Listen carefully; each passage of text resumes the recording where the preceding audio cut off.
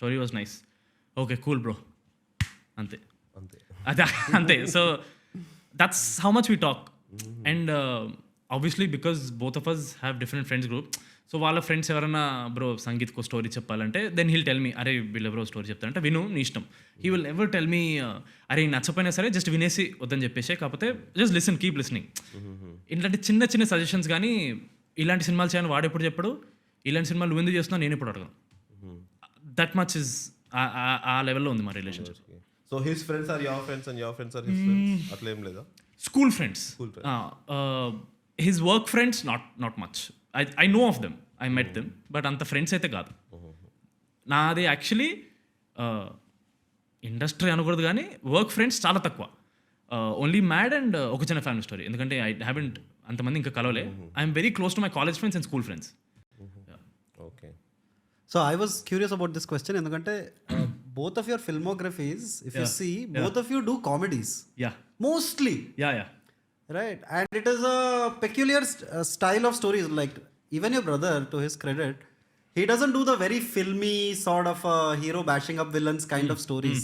So I just assumed that maybe you guys share a really fun bond. Like there is some similarity in your stories, at least, in like the preference for comedies. Choices. No, actually story choices are very different, I believe. అంటే if I look at his work, some of his work, not all of them have worked, it's obvious. But in general, comedy ఎందుకంటే both of us, I believe, have ఈ comic timing అని ఇద్దరికి ఉంది. Correct. First నుంచి ఉంది. అది ఎక్కడి నుంచి వచ్చింది అది? యాక్చువల్గా తెలీదు. అంటే పెద్దనాన్న కమెడియన్ ఉండే, but I don't know, I think it's stretch if I say ఆయన నుంచి వచ్చిందని, పెద్దనాన్న నుంచి. Comedian as in what type? Lakshmipati గారని, Okay. అంటే ఫోటో చూపిస్తే మేము మీకు గుర్తుపడతారు. హీస్ డన్ చాలా సినిమాలు చేశారు. Okay, I thought it's like stand-up comedian. అంత టాలెంట్ లేదు భయ్యా. No, we generally refer to... sorry.